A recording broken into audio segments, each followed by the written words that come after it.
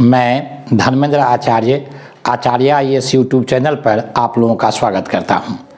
आज हम लोग लक्षद्वीप पर बातचीत करेंगे। पिछली वीडियो में हम लोगों ने अंडमान निकोबार द्वीप समूह पर विस्तार से बातचीत की थी। आज हम लोग लक्षद्वीप पर विचार विमर्श करेंगे। लक्षद्वीप अरब सागर में एक प्रवाल द्वीप का उदाहरण है। जैसा कि हम लोगों ने देखा कि अंडमान निकोबार द्वीप समूह बंगाल के खाड़ी में अवस्थित है और यह अरब सागर में अवस्थित है। यह भारत के मुख्य भूमि के पश्चिमी तट से लगभग 150 किलोमीटर से लेकर के 400 किलोमीटर के बीच में अवस्थित है।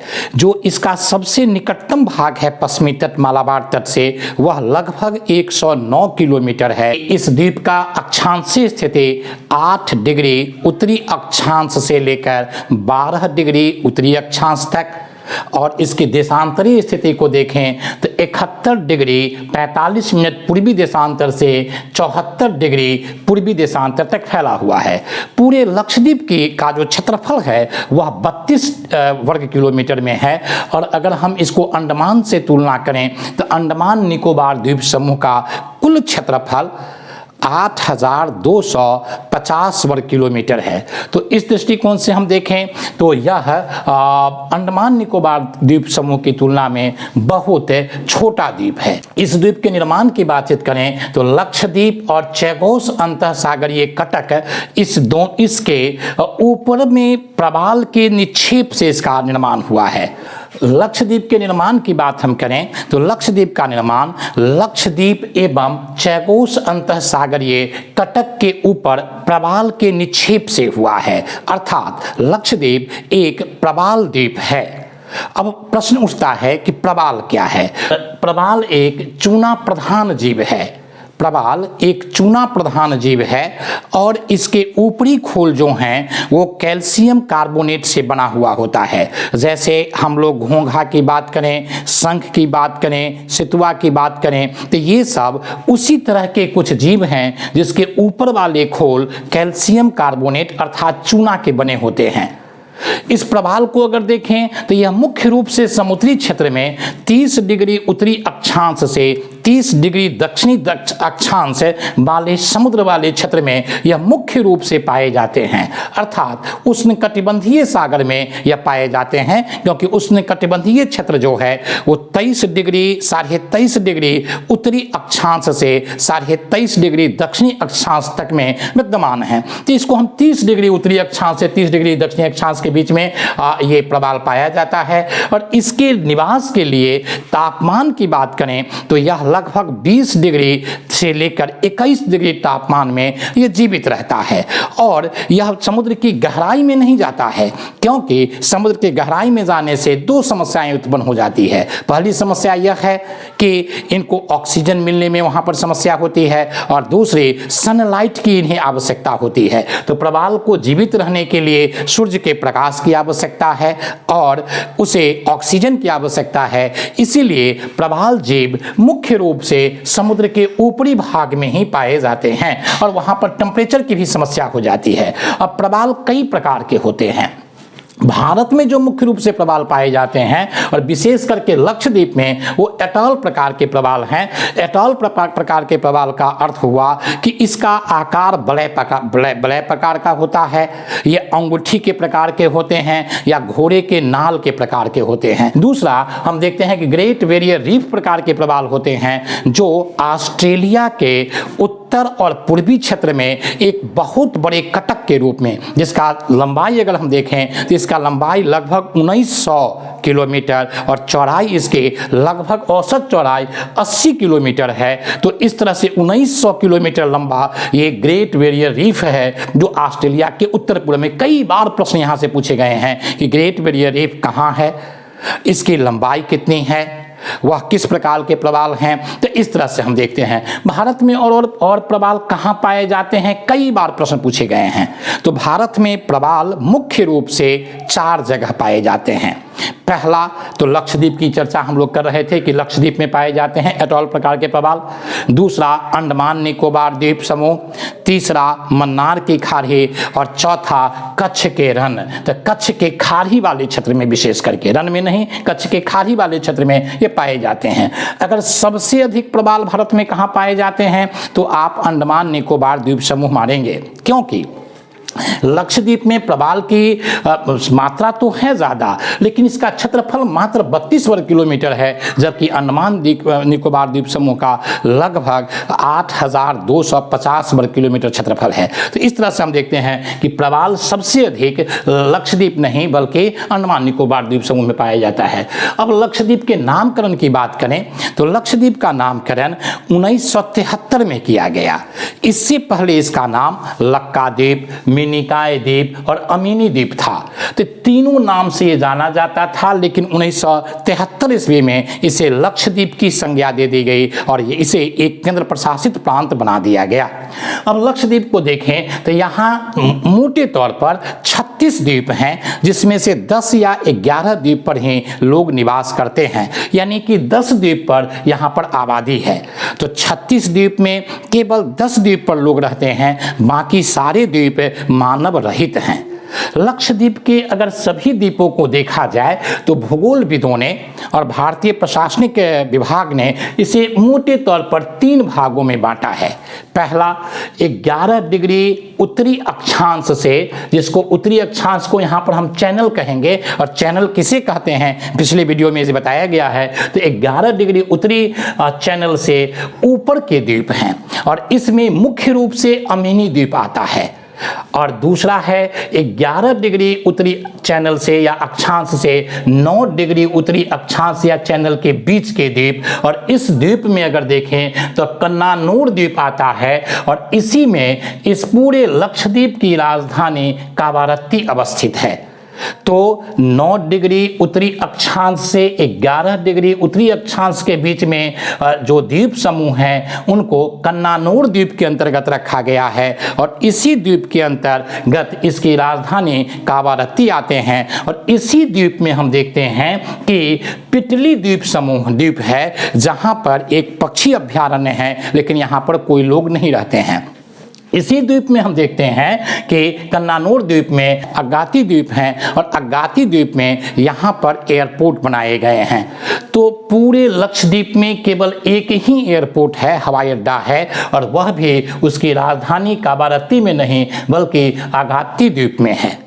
अब इसके नीचे देखें 9 डिग्री उत्तरी अक्षांश से दक्षिण में केवल एक द्वीप अवस्थित है, जिसका नाम मिनिकॉय द्वीप है। और मिनिकॉय यहाँ के महत्वपूर्ण द्वीप हैं, क्योंकि 1973 से पहले इसके 3 नाम थे, लक्का द्वीप, अमीनी द्वीप और मिनिकॉय द्वीप, और इसमें एक मिनिकॉय द्वीप भी है। और इस 8 डिग्री चैनल से, 8 डिग्री उत्तरी चैनल से, जिसे 8 डिग्री उत्तरी अक्षांश चैनल हम कहते हैं, इससे यह लक्षद्वीप मालदीव से अलग होता है।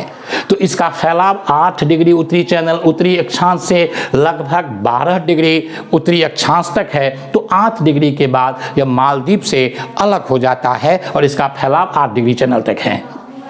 अब इससे जुड़े हुए कुछ महत्वपूर्ण बात। सबसे पहली बात, यहाँ एक हवाई अड्डा बनाया गया है जो अगाती द्वीप में है, कन्नानूर वाले क्षेत्र में पड़ेंगे।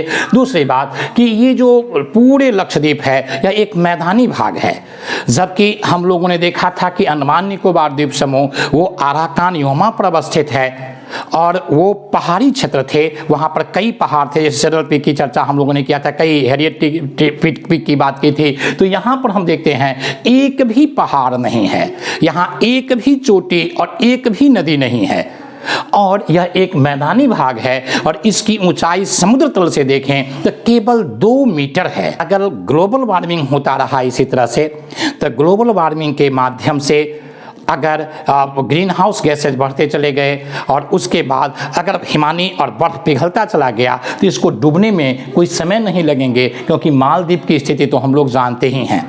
अब ग्लोबल वार्मिंग और ग्रीन हाउस गैस की बात करें तो कई बार यहाँ से प्रश्न पूछे जाते हैं कि ग्रीन हाउस गैस में कौन कौन गैस सम्मिलित हैं। तो जैसे इसका सबसे प्रमुख घटक जो होगा वो कार्बन डाइऑक्साइड और मीथेन होंगे। उसके बाद ओजोन होंगे O3 और उसके बाद N2O जिसको नाइट्रस ऑक्साइड कहते हैं, ये इसका यानी ग्रीन हाउस गैस के महत्वपूर्ण कंपोनेंट हैं। इसके साथ CFC यानी क्लोरोफ्लोरोकार्बन भी इसका एक महत्वपूर्ण घटक है। ध्यान रखने योग्य बात यह है कि नाइट्रिक ऑक्साइड N3O एवं CO यानी कार्बन मोनोऑक्साइड प्रत्यक्ष रूप से ग्रीन हाउस गैस के अंतर्गत नहीं आते हैं, लेकिन ये विभिन्न प्रकार की क्रियाओं के माध्यम से ग्रीन हाउस गैस को बढ़ावा देता है। तो कुल मिलाकर के देखा जाए कि ये जो लक्षद्वीप है इसको ग्लोबल वार्मिंग से कई प्रकार की समस्याएं हैं और इसको पूर्ण रूपेण डूबने की संभावना बन जाएगी। दूसरी बात यह कि यहाँ पर कोरल द्वीप है, यानी कि ये प्रवाल द्वीप हैं और इस प्रवाल वाले क्षेत्र में जो अटल के रूप में हैं, तो वो उन क्षेत्रों में देखें तो यहाँ पर बड़े स्तर पर नारियल की खेती होती है।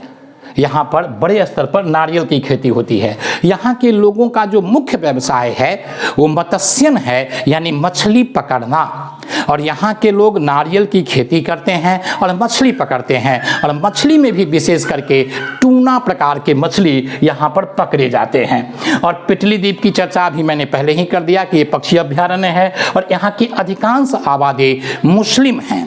यहाँ की अधिकांश आबादी मुस्लिम हैं। लगभग 96% लोग जो जिस धर्म को मानते हैं वो मुस्लिम हैं, इस्लाम धर्म को मानने वाले हैं, और ये सारे लोग मालाबार तट से आए थे। जैसा कि हम लोग जानते हैं कि भारत में मुस्लिमों का आगमन, इस्लाम धर्म को मानने वालों का आगमन जो सबसे पहले हुआ वो मालाबार क्षेत्र में ही हुआ था, और मालाबार क्षेत्र में आए थे और वो मोपला के नाम से जाने जाते थे। कई बार प्रश्न पूछा जाता है कि मोपला, तो ये मालाबार तट पर आने वाले प्रथम पीढ़ी के मुस्लिम हैं और यहीं से ये लोग गए थे, और ये लोग सुन्नी हैं, सुन्नी धर्म में विश्वास करने वाले हैं।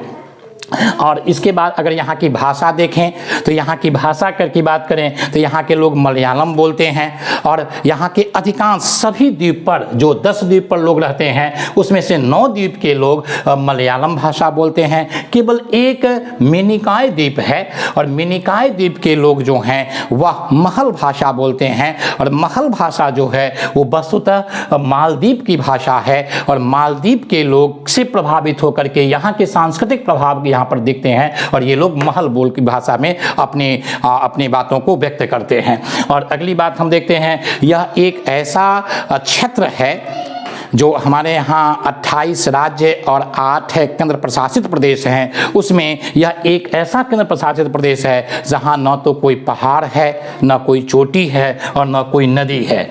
और रणनीतिक दृष्टिकोण से देखा जाए तो यह क्षेत्र बहुत महत्वपूर्ण है, विशेष करके अगर हम मिनिकॉय द्वीप को देखें। और एक और बात कि यहाँ का जो सबसे बड़ा द्वीप है, यहाँ का सबसे बड़ा द्वीप जो है वो एंडोट द्वीप है, जो यही कन्नानूर द्वीप के अंतर्गत आता है, और ये एंडोट द्वीप जो है उसका क्षेत्रफल 4.9 वर्ग किलोमीटर है। और दूसरा सबसे महत्वपूर्ण क्षेत्र जो है वो मिनिकॉय है द्वीप है, और इसका क्षेत्रफल 4.8 वर्ग किलोमीटर है। देखते हैं कि रणनीतिक दृष्टिकोण से आप अगर मिनिकॉय द्वीप को देखें और पूरे लक्षद्वीप को देखें तो पूर्व मध्य पूर्व से, और मध्य पूर्व क्या पूरे यूरोप से और उस तरफ से अरब सागर से जितने मार्ग जहाज आते हैं, जलयान आते हैं, उन जलयानों के मार्ग पर यह अवस्थित है, और रणनीतिक दृष्टिकोण से यह बहुत महत्वपूर्ण है। अतः इसलिए यहाँ पर हम देखते हैं नौसैनिकों का बेस बनाया गया है, और इन बेस को ध्यान में रखते बने भारत के सुरक्षा के दृष्टिकोण से भी ये द्वीप बहुत महत्वपूर्ण है। अब हम लोग इस अरब सागर में कुछ अन्य महत्वपूर्ण बड़े द्वीप की चर्चा करते हैं। एक अगली वीडियो में भारत के अन्य छोटे छोटे द्वीप जो अरब सागर और हिंद महासागर में और विशेष करके बंगाल की खाड़ी में पड़ते हैं उस पर हम लोग विचार विमर्श करेंगे। लेकिन आज 2-3 द्वीप पर चर्चा कर लेते हैं। पहला सालसेट द्वीप।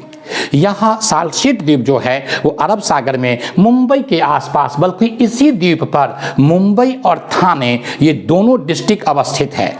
तो भारत में सबसे अधिक आबादी वाला द्वीप अगर पूछा जाए तो आप सालसेट द्वीप मार देंगे, क्योंकि यहाँ जो है वह मुंबई जो भारत का सबसे बड़ा नगर है, जो आबादी के दृष्टिकोण से सबसे बड़ा नगर है। मुंबई भारत का सबसे बड़ा बंदरगाह है, यह महाराष्ट्र की राजधानी है वह, और उसके साथ साथ ठाणे डिस्ट्रिक्ट दोनों इसी द्वीप पर अवस्थित है।